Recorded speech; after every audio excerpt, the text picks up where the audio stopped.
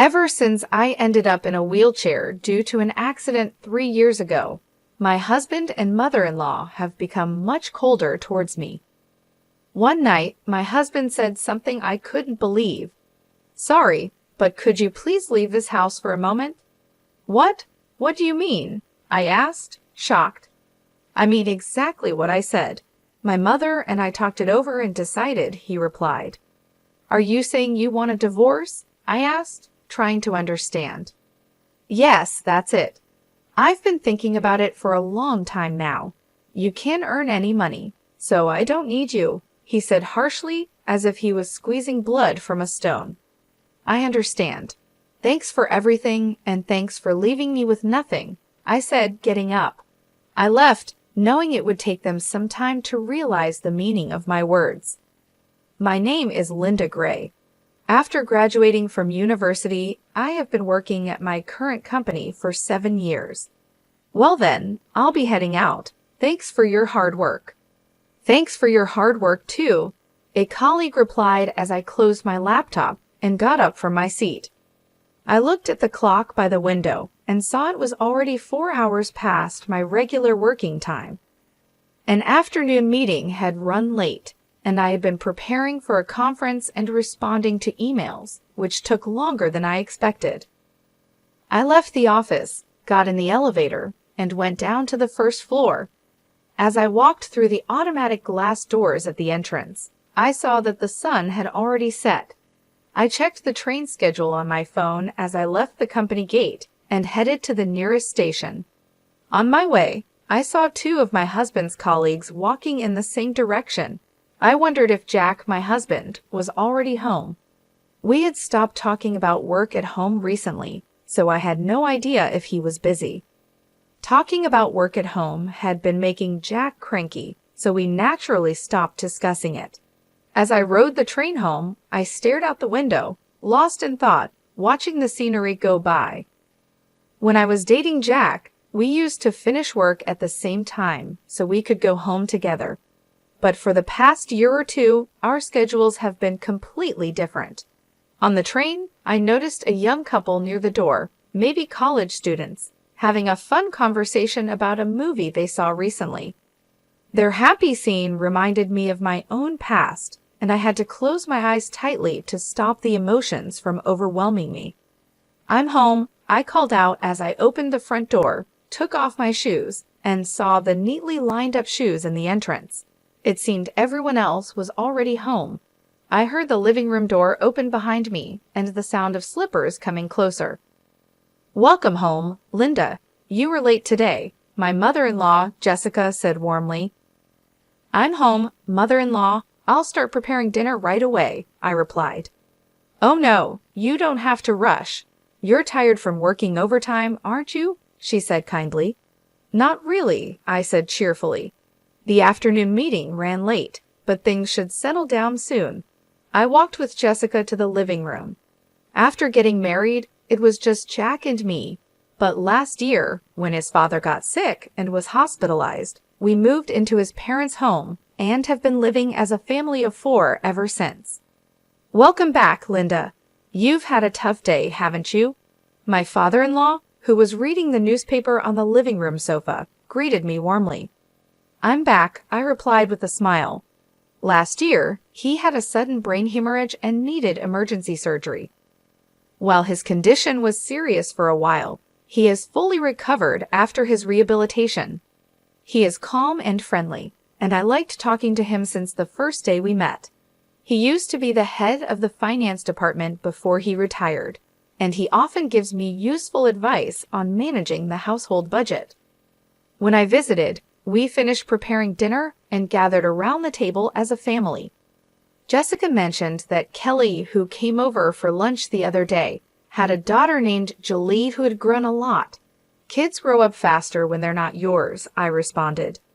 "Kelly is as beautiful as ever, and having a child really makes her look even more graceful," Jessica continued. "I guess so," I replied. "Kelly is Jessica's niece and Jack's cousin. Jessica often seems disappointed that Jack and I don't have children. She's not very happy that I continue to work after our marriage and often hints that she would like us to have a child whenever we meet.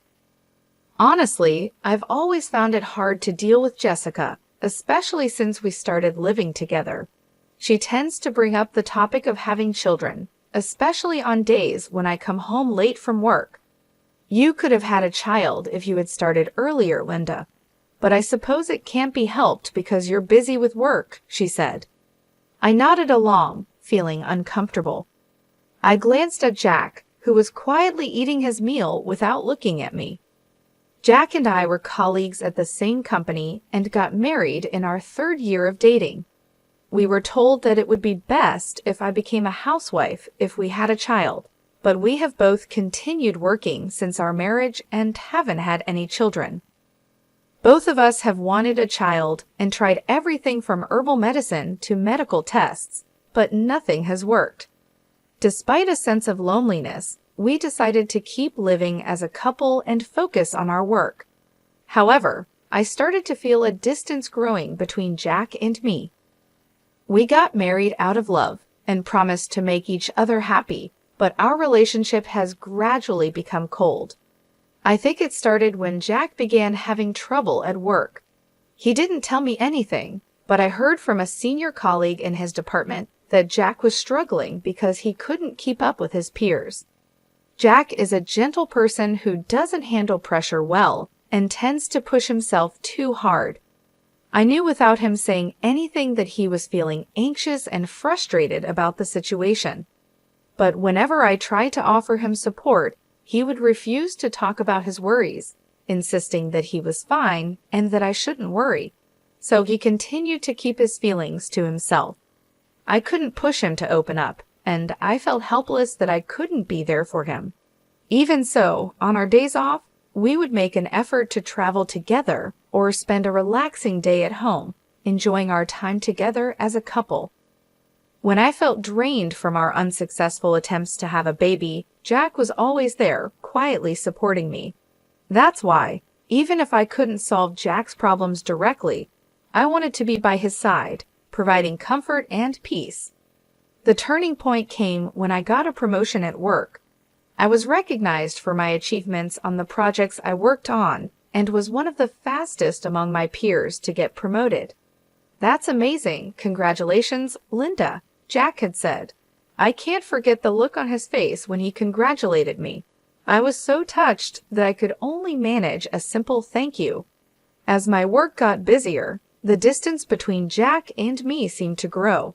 We spent less time together, our conversations became fewer, and when my income surpassed Jack's, we hardly even made eye contact anymore. I would watch Jack as he finished his meal in silence and then left the table without a word. I can't help but wonder if I hadn't been afraid of being pushed away and had tried harder to support him, would we have a different relationship now? When I opened my eyes, the first thing I saw was the bright white light of a fluorescent bulb. After blinking a few times, I looked around and realized I was lying in a hospital bed. I looked down and saw an IV in my arm, and both of my legs were wrapped in layers of bandages and casts. The moment I tried to move, an intense pain shot through my body. Tears welled up in my eyes from the sheer pain. My body felt as heavy as lead, and it seemed impossible to move. What on earth had happened? I tried to recall my memories leading up to that moment. I remembered going to work as usual, finishing a meeting and report, and leaving work on time for the first time in a while. After leaving the office, I was heading towards the station, which was busier than usual because of rush hour. Then I heard the screeching sound of sudden brakes from behind me. I turned around and felt a violent shock. I realized I'd been hit by a car. Fear and pain spread through my body. I worried about the condition of my body now. I heard footsteps approaching, and suddenly the curtain around my bed was opened. "Oh, Mrs. Gray, you're awake, but you shouldn't try to get up yet," said a young female nurse in a rushed tone. "I understand you're confused, but your doctor will explain everything shortly. Please stay calm for now." Okay, I replied, and the nurse left in a hurry. A few minutes later, the doctor arrived and explained what happened. Apparently, a truck driven by a sleepy driver crashed onto the sidewalk, and I was hit from behind. I had been rushed to the hospital immediately after the accident, and it had been about half a day since the surgery. "Excuse me, but have you contacted my family?" I asked. "Yes, we have informed your husband and his parents about the accident and that the surgery went well. However, they seem to be out somewhere and can't come right away," the doctor said. "I see, thank you," I replied. Jack was away on a business trip, and his parents had been on an overseas vacation since last week. From the doctor's tone, I could imagine their reaction to the news. Even though they were out, it didn't sound like they responded as you would expect when being told a loved one has been in an accident. I laughed bitterly, thinking about Jack's reaction. It didn't seem like he would be worried about me. The doctor continued to explain that while there were no life-threatening injuries, the damage to both of my legs was severe. They said the chances of walking again were not good. As I listened, it felt surreal, like they were talking about someone else, not my own body. Jack visited the hospital 4 days after the accident. It was surprising to see his pained expression when he saw me, covered in injuries, lying in the hospital bed. "Sorry," he said, looking genuinely distressed. "I'm late." "It's fine, don't worry about it," I replied. "I'm sorry for interrupting your business trip." It had been a while since we last talked, and the atmosphere was awkward. Our conversation stalled, and we both avoided eye contact. Jack then excused himself to talk to the doctor, leaving the room. I couldn't bring myself to call out to him and just watched him leave. It's been 2.5 years since the accident. My legs are still disabled from the accident, and I've been confined to a wheelchair. Since the accident happened while I was leaving work, I managed to stay with the company for a while, but it became too hard to continue, so I resigned about 5 months ago. Since then, I've been spending my time at home, but a few things have been bothering me. One thing is Jessica's attitude towards me. It's gotten much harsher than before. "Linda, do you have a moment?" "Yes, of course." "I'm about to head out, but could you fold the laundry for me? It's just folding, so you can do it even if you can't move your legs, right?" "Yes, please be careful on your way out." "Well then, please get it done." Ever since I started staying at home, I've been getting more and more snide comments from Jessica. She seems unhappy that her daughter-in-law is at home all day and not working. Now, every time we meet, her requests come with a side of sarcasm. I sighed as I folded the laundry. The other thing that's been on my mind is Jack's job. According to a former colleague, Jack seems to be struggling at work more than ever. He's being outperformed by younger colleagues and subordinates who joined after him. He seems to be viewed as a burden by those around him. He used to keep to himself after coming home from work, but lately he's been taking out his frustrations on me more often. Must be nice, Linda. You don't have to worry about work relationships anymore, and you get to eat without having to work. I heard from Mom that you've been lazing around all day doing nothing. I wish I could have that lifestyle just once. I no longer saw any trace of the kind Jack I once knew. His sarcastic remarks left me feeling sad for the man he had become. One night, he said, "I hate to ask this, but could you please leave this house?" I was at a loss for words, unable to understand the meaning of his abrupt statement. "What? What do you mean?" "I mean exactly what I said. My mom and I have talked it over and decided." I turned to look at Jessica, who was sitting next to Jack. "Linda, ever since you quit your job, you haven't contributed to the living expenses or helped around the house. You've just been staying at home all the time. To be blunt, it's a nuisance for you to stay here any longer," she said. I don't. Don't you think it's rude to live off others without making any contribution to their household?" Jessica continued, a triumphant look in her eyes. Jack remained silent, avoiding eye contact with me. "Jack has a tough job too. Just because you're married, he doesn't have to support you anymore," she added. I looked at Jack, who was staring down. "Jack is asking me to leave. Is this your way of saying you want a divorce?" "Yeah, that's it. I've been thinking about it for a long time, he replied. So after all this time, you have no feelings left for me? Why would there be? Of course not, Jack said, his words spilling out like a flood. Do you know how miserable I feel every time I see your face? You must have looked down on me, thinking you were better than me every day. It felt like the threads of our relationship were unraveling one by one. I tolerated you because you were contributing to the household expenses, but things have changed now. You're just someone who neither works nor has money, he said, clenching his fist, his words cutting like a knife. I don't need you now that you can't earn money. The last thread snapped. I understand, I said. For the first time, Jack looked at me. But I have a condition. All the divorce procedures will be handled through a lawyer. If you agree to that, I will pack my things and leave within the week. Sure, that's fine, right, Jack? Jessica said.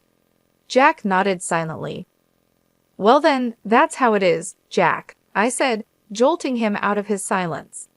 Thank you for everything up until now, and thank you for leaving me with nothing, I said before walking out. A few days had passed since I left the house. When I checked my phone, I saw a call from Jack. I stared at the screen for a few seconds before picking up. Yes.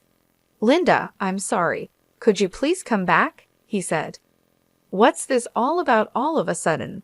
I asked, surprised by his change of heart. I heard from my dad that even after you quit your job, you've been covering our living expenses. You've been investing since you were working, haven't you? And now you're able to cover living expenses with the money you make from dividends, Jack said, his voice tinged with regret. Yes, that's right. So what? I responded, not sure where he was going with this. I left the household budget to you and my dad, so I didn't know anything about our finances. I thought we were living off my income, but now I realize we were mostly living off yours. I really regret saying such terrible things. I'm sorry, Jack continued, his tone softer, almost pleading. After we got married, we merged our finances, and I began investing my own money. My father-in-law encouraged me to invest, and he was the only one I talked to about financial management and investments. Jack never showed any interest in our finances, leaving it all to his dad and me. So what am I supposed to do if I come back? I asked, trying to keep my voice steady. Well, my dad says that with my income alone, it's impossible to maintain the same standard of living we've had. Besides, I'm not confident that I can keep my current job for much longer. I'm struggling at work, and I don't know how much longer I can hold on, Jack admitted, his voice breaking. So what you're saying is you want me to come back so we can live comfortably? I asked, my anger rising. You really have some nerve. There was a long pause on the other end of the line, and I could hear Jack breathing heavily, trying to find the right words. The reason I never said anything before is because, even though my feelings have changed, I believed that deep down you still cared about me. But you're not the Jack I once loved anymore, I said, my voice trembling with emotion. That's not true, Jack said quickly, his voice full of desperation. I still care about you. I've just been going through a lot, and I've made mistakes. I know I've hurt you, but I want to make things right. Please come back. I sighed, feeling the weight of the years and the pain we had both endured. Jack, it's not that simple. You've hurt me deeply, and it's not just about the money. It's about how you've treated me, how you've taken me for granted. You've become someone I don't recognize anymore. I know, and I'm truly sorry. I've been a fool, and I've let my pride get in the way. I miss you, and I miss us. I want to make things right, but I need you to help me. Please, Linda, come back, Jack pleaded. I need time to think, I said, feeling the tears well up in my eyes. You can't just expect me to come back and pretend everything is okay. We need to talk about this, really talk, and figure out if we can find a way forward together. Okay, I understand, Jack said, his voice barely above a whisper. Take all the time you need. Just know that I'm willing to do whatever it takes to make things right. As I hung up the phone, I felt a mix of emotions. Part of me wanted to believe Jack, to believe that he could change and that we could find a way to rebuild our life together. But another part of me was deeply hurt and uncertain if I could ever trust him again. I knew that whatever decision I made, it wouldn't be easy, and it would take a lot of time and effort to heal the wounds that had been inflicted over the years. "I still love you, Linda," Jack said, his voice full of desperation. "There's no need for you to say anything more," I replied firmly. "All my feelings for you have vanished. The last time we talked, I made it clear that whatever happens to you and your family from now on, I just don't care. Thank you for leaving me with no trust, no memories, nothing at all," I continued, my voice cold and unyielding. "Wait, Linda, please forgive me," Jack pleaded, his voice breaking. "I'll handle all the divorce arrangements through my lawyer. Don't ever contact me again," I said, my tone final. I hung up the phone and immediately blocked his number, cutting off any further communication. After that, the divorce process moved quickly, and I made a clean break from Jack. The only person I still kept in touch with was my father-in-law. One day, my phone rang. It was my father-in-law. "So have you had any trouble living alone since you split up with Jack?" he asked kindly. "No, not particularly," I replied, feeling a bit relieved to talk to someone who genuinely cared about my well-being. "That's good to hear. I'm sorry for the trouble we caused you, Linda. When I heard what happened from Jack and my wife, I was so angry that I couldn't help but shout. I shouldn't have ignored the terrible way my wife and son treated you for so long. I'm truly sorry that I didn't do more to help," he said, his voice filled with regret. "It's okay, sir. Please don't worry about it," I replied, trying to ease his guilt. "Actually, I caused some trouble too. After I left, things didn't go well at the house. Even without my income, Jack and Jessica kept living extravagantly without cutting back on their lifestyle. They ended up pawning their belongings and even went into debt. My father-in-law, frustrated with their irresponsible behavior, recently divorced his wife. I see this as a good chance to rethink my life," I continued. "I can live just fine with my current lifestyle, and I want to take on new challenges. I feel optimistic about the future, even though things have been tough." "That's the spirit," my father-in-law said, a hint of pride in his voice. "You've always been strong, Linda. I have no doubt that you'll come out of this even stronger." After hanging up, I reflected on how much my life had changed. I had always been the one to keep our household running smoothly, managing our finances and making sure everything was in order. After we got married and combined our finances, I began investing my own money with the encouragement and guidance of my father-in-law. Jack had never taken an interest in our finances, leaving everything to his father and me. Since the divorce, I've had to make some adjustments, but overall, I've managed well. I've learned to live within my means, cutting back on unnecessary expenses and focusing on what truly matters. I've also started taking on new challenges, exploring new hobbies, and reconnecting with old friends. It hasn't been easy, but I've found a sense of independence and self-reliance that I hadn't realized I was missing. Reflecting on my relationship with Jack, I couldn't help but feel a mix of sadness and relief. We had once been so in love, but over time, our relationship had deteriorated. The pressure from his job, the expectations from his family, and our struggles to have a child had all taken their toll. Jack had changed, becoming someone I no longer recognized. His coldness and lack of support had driven a wedge between us, and no matter how much I tried to reach out to him, he had pushed me away. When I finally made the decision to leave, it was the hardest thing I had ever done. But now, looking back, I realize it was also the best decision for both of us. Jack needed to face his own issues, and I needed to find my own path. The divorce proceedings were straightforward, thanks to the help of my lawyer and the support of my father-in-law. He had always been kind to me, treating me with respect and offering his wisdom and advice on financial matters. Even after the divorce, he remained a source of support, checking in on me regularly and offering his assistance whenever I needed it. I learned that after I left, the household fell into chaos. Without my financial support and management, Jack and Jessica continued to spend recklessly, refusing to cut back on their lavish lifestyle. They eventually had to pawn their belongings and even went into debt. My father-in-law, frustrated with their irresponsibility and fed up with the constant stress, decided to divorce Jessica. Now, I see this as a chance to reassess my life and set new goals. I've been focusing on my own happiness and well-being, taking things one day at a time. I've found new strength within myself and a renewed sense of purpose. I've also started to explore new opportunities, whether it's a new hobby or a potential career change. Life may not have turned out the way I expected, but I'm determined to make the most of it. As I laughed cheerfully with my father-in-law over the phone, I felt a sense of relief and hope. The future is uncertain, but I'm ready to face it with a positive attitude and an open heart. I'm grateful for the lessons I've learned and the support I've received, and I'm excited to see where this new chapter of my life will take me.